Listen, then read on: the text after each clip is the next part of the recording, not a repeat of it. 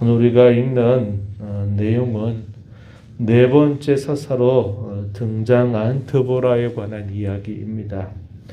이 드보라는 여자 선지자이면서 동시에 사사가 된 인물입니다.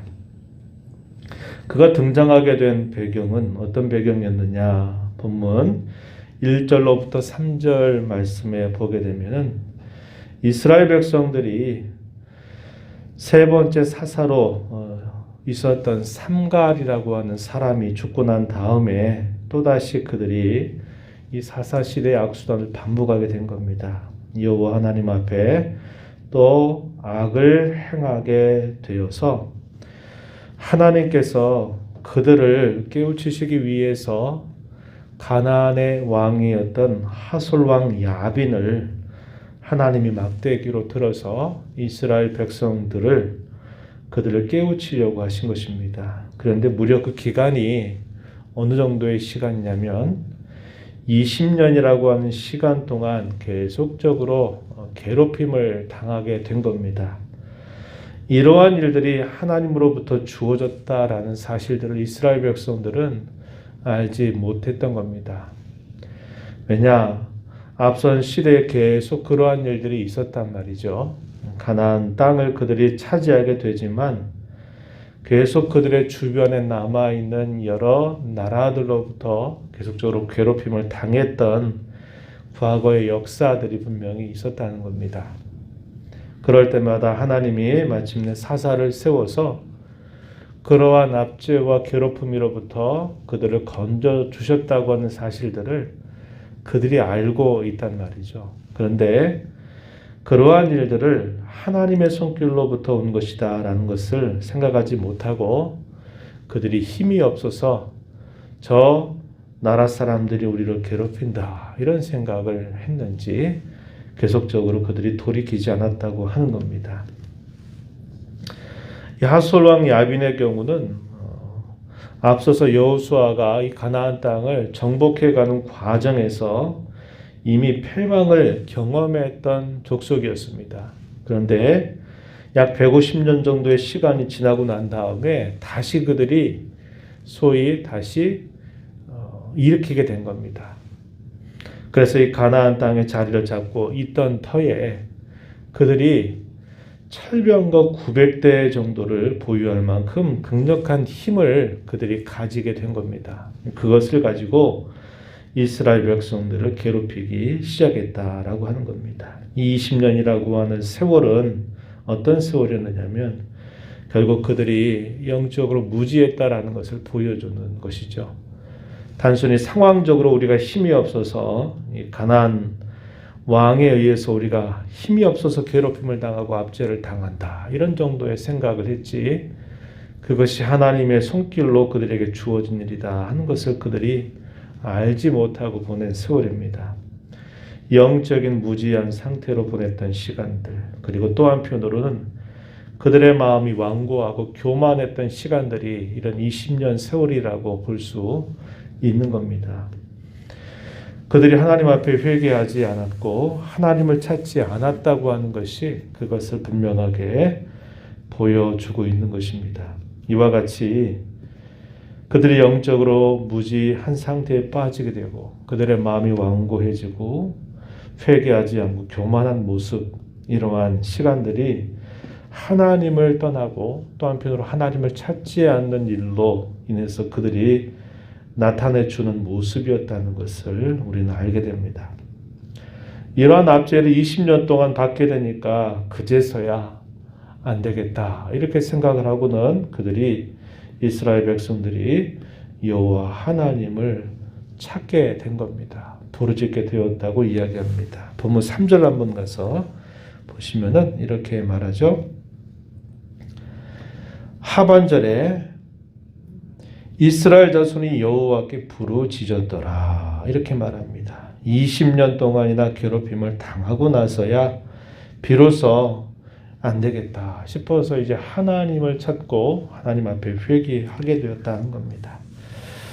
참 이게 안타까운 일입니다. 이 사사 시대에 이렇게 긴 시간 동안 괴롭힘을 당했던 것은 결국 그들이 하나님을 저버리고 우상 숭배에 빠지고 하나님을 마음에 두지 않고 살았던 결과로 온 것인데 그것을 그 많은 시간 동안 깨닫지 못하고 완고한 마음을 따라서 어떻게든지 해보려고 하는 마음을 가졌다고 하는 겁니다. 그 시간만큼이나 참 힘들게 보냈던 시간들이 바로 그들이 괴롭힘과 압제를 당한 시간들이었다는 것을 보게 되죠. 그래서 우리가 며칠 전에도 이야기한 것처럼 끊임없이 하나님을 가까이 대하는 것, 우리 자신을 끊임없이 돌아보는 일들을 하지 않게 되면 우리가 이런 영적인 무지함과 완고함에 빠지고 교만해지는 이런 모습들이 우리에게도 늘 올 수 있다는 것을 조심하고 하나님 앞에 설 때마다 우리 마음을 잘 돌아보아서 하나님을 가까이 하는 자로 살아가는 것이 참으로 중요하다는 것을 기억하게 됩니다. 이렇게 하나님 앞에 부르짖게 되니까 하나님께서 마침내 그 부르짖음을 들으시고 드보라를 사사로 세우게 된 겁니다. 고대 세계에서 여인을 앞선자로 세운다는 것 결코 쉬운 일도 아니고 사람들이 또 그것을 믿고 따른다는 것도 쉬운 일이 아니다는 겁니다. 겉으로 볼 때는 어땠을까요? 한 여인이 어떻게 우리를 이런 괴롭힘으로부터 우리를 건져낼 수 있겠나 이러한 의구심이 충분히 들만하기도 했습니다. 그래서 이 선지자 겸 사사로 부름받은 이 드보라가 하나님의 말씀을 받아서 당시에 바락이라고 하는 사람을 찾아가서 하나님의 말씀을 전하게 될 때 이 바락은 어떤 태도를 보이냐면 주저하게 되는 겁니다. 하나님께서 이렇게 약속하시면서 너에게 이런 명령을 내리신다 라고 이 드보라가 전하게 되니까 이 바락이 주저하는 태도를 보이게 돼요. 말씀을 한번 보시죠. 7절 가서 보면은 이렇게 이야기합니다. 6절 먼저 보시면은 드보라가 사람을 보내서 바락을 찾아갑니다. 납달리 게데스에 있었던 이 바락이라는 사람을 불러서 그에게 하나님의 말씀을 전하게 되어 중간 부분 한번 보시면 이렇게 말합니다. 이스라엘의 하나님 여호와께서 이같이 명령하지 아니하셨느냐. 하나님 너에게 이런 명령을 내리신다 이 말이죠. 너는 납달리 자손과 스불론 자손 10,000명을 거느리고 다볼산으로 가라. 이러한 명령을 전달합니다. 그리고 약속을 전달해줘요. 7절에 보면 내가 야빈의 군대 장관 시스라와 그의 병거들 그의 무리를 기손강으로 이끌어 내게 이르게 할 것이다. 그리고 그를 너희의 손에 넘겨주겠다라고 하나님께서 이렇게 말씀하셨다라는 전가를 이 바락에게 보내게 됩니다. 그랬더니 바락이 뭐라고 답변하냐면요. 8절에 보니까 이렇게 말합니다.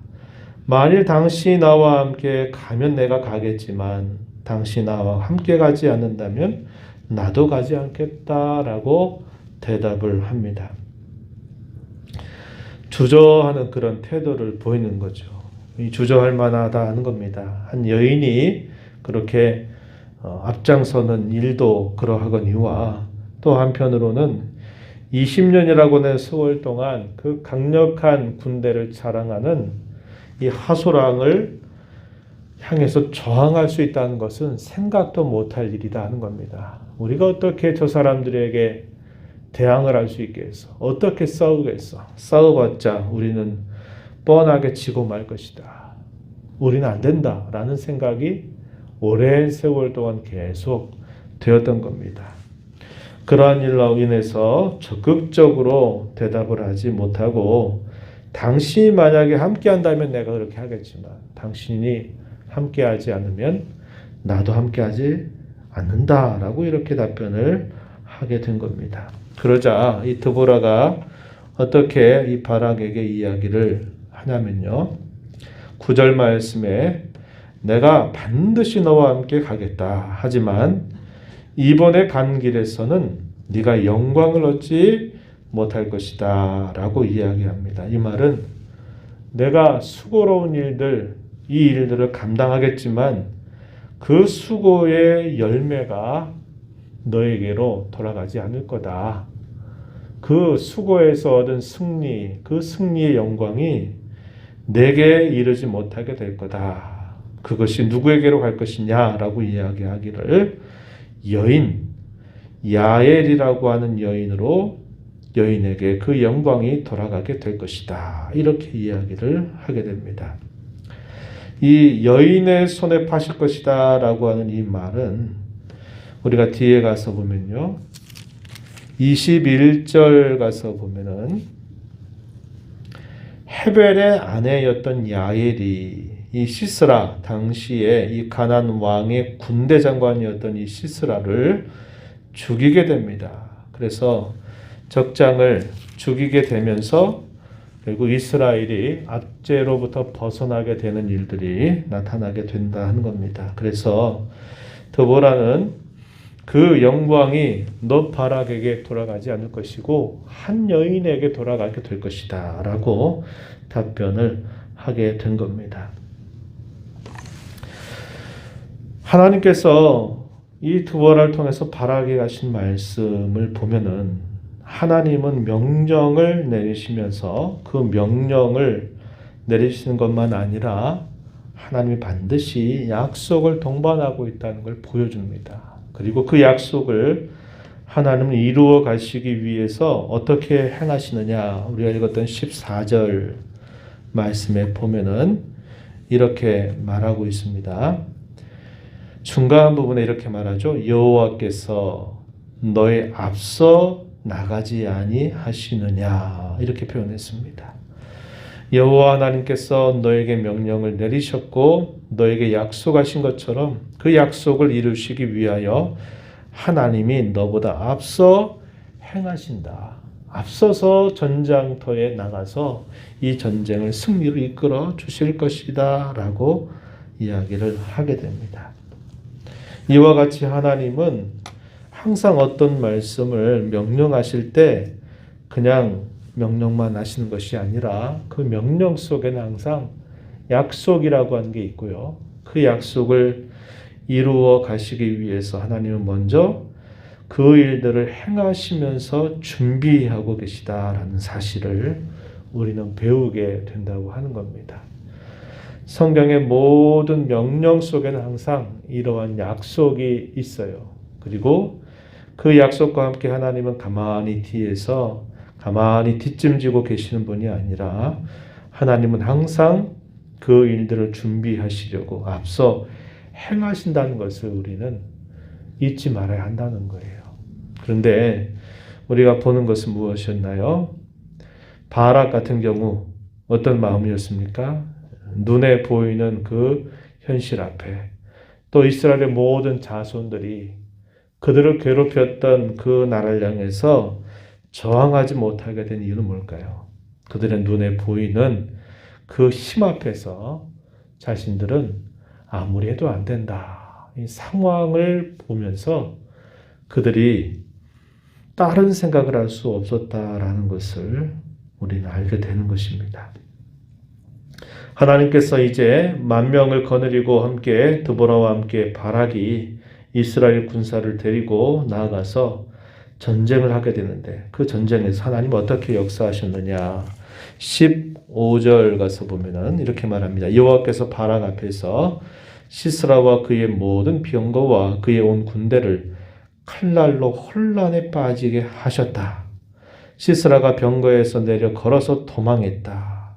그 전쟁은 상황적으로나 군사력으로 봤을 때는 도무지 승산이 없는 일이었지만은 하나님께서 어떻게 앞서 행하시면서 일을 행하셨느냐. 온 군대를 칼날로 혼란에 빠지게 하셨다라고 이야기하고 있습니다. 여기 혼란에 빠지게 한다라는 말, 이 말은 어지럽게 한다, 또 혼란시킨다라는 의미를 갖는데요. 이 말이 사용됐던 용례를 보면은 하나님께서 홍해 가운데서 앞으로도 뒤로도 갈 수 없는 그런 위기 가운데 처해져 있었던 이스라엘 백성들을 위에서 싸우실 때, 홍해에서 애굽의 군대를 멸하시게 될 때, 또 미스바라고 하는 곳에서 블레셋 사람들을 패배시키게 하실 때 하나님께서는 이 표현을 사용하게 하셨다고 하는 겁니다. 적진들, 대적들을 하나님께서 초토화시키고 멸망시키게 하실 때 이러한 표현들을 사용했다는 거죠. 하나님이 전적으로 이스라엘 편이 돼서 이스라엘로 하여금 승리케 하시는 역사를 부어줬다는 겁니다. 그래서 이 시스라는 어쩔 수 없이 자기는 피신할 수밖에 없었는데 그 당시에 어디로 피신했냐면 자기 집안과 화평관계, 동맹관계를 맺었던 헤벨이라고 하는 사람이 살고 있는 곳이 멀지 않았습니다. 그래서 그쪽으로 피신을 하게 된 거예요. 근데 어떤 일이 생겼느냐? 헤벨의 아내였던 야엘이라고 하는 사람이 결국 이 군대 장관이었던 시스라를 처단하게 되면서 마침내 이 가나안 왕 야빈, 이 야빈이 힘이 약해지게 되면서 결국은 마침내 진멸하게 되는 일들이 있게 되었다라고 이야기를 해줍니다. 오늘 저와 여러분이 이 말씀을 보면서 강하고 약하다라는 것은 사람의 눈에 보이는데 달려있는 게 아니라 하나님께서 과연 함께 하시느냐, 함께 하지 않느냐에 그 강함과 약함이 달려있다는 것을 우리는 알게 되죠.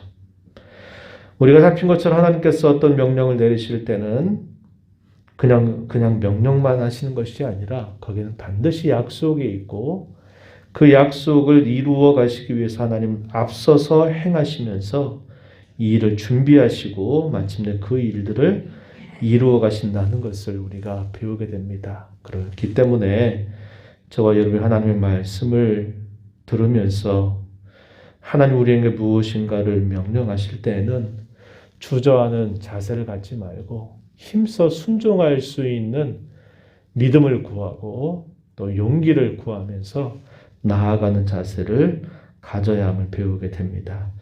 이런 말씀들을 우리 마음에 잘 새겨서 남은 삶 하나님 앞에 살아가는 저와 여러분이 되기를 진심으로 바랍니다. 하나님 아버지 복된 주일을 또 허락하셔서 이 새벽을 열며 하나님 앞에 찬양을 드리며 경배를 올려드리게 하셔서 감사합니다. 오늘 저희들에게 주시는 이 말씀을 통해서 사람의 약함과 강함 거기에 달려있는 것이 아니라 하나님께서 함께 하시느냐 그렇지 않느냐에 달려있다는 것을 저희가 잘 배우게 됩니다.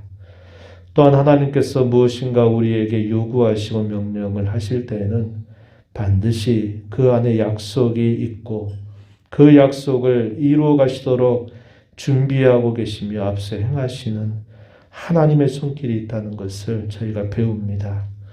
이러한 교훈들을 우리 마음에 잘 새겨서 하나님께서 무엇이든 저희들에게 말씀하실 때 그 말씀에 주저함이 없이 믿음으로 잘 순종하는 복된 신앙과 삶이 되도록 인도하여 주옵소서.